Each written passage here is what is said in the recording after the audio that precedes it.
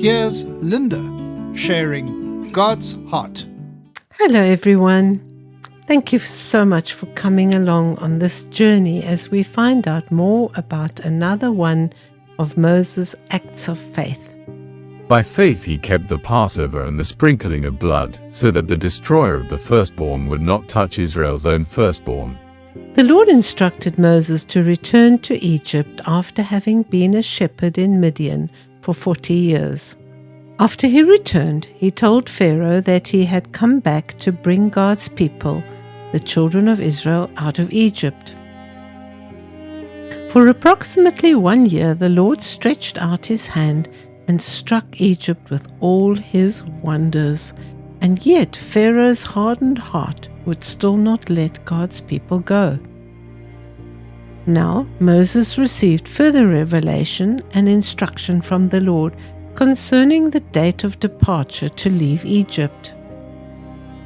The assignment from God was a big faith venture where Moses had to initiate the first ever Passover on their last night of being enslaved.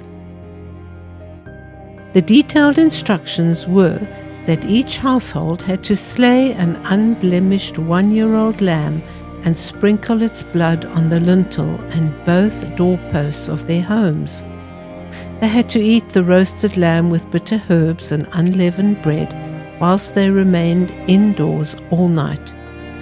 This act of faith ensured that the destroying angel would bypass the households that were protected by the blood as a sign sprinkled on the entrances to their homes. God assured the children of Israel, It is the Lord's Passover, for I will pass through the land of Egypt on that night, and will strike all the firstborn in the land of Egypt, both man and beast, and against all the gods of Egypt I will execute judgment. I am the Lord. Now the blood shall be a sign for you on the houses where you are. And when I see the blood, I will pass over you, and the plague shall not be on you to destroy you when I strike the land of Egypt.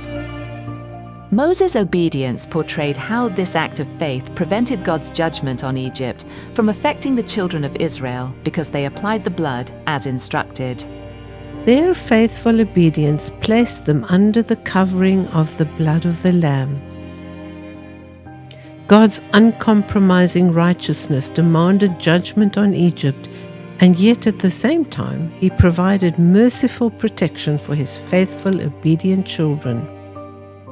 And this is what I believe God's heart is for us.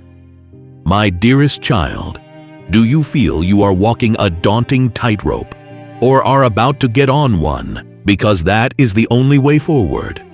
I would like to offer my help in getting across.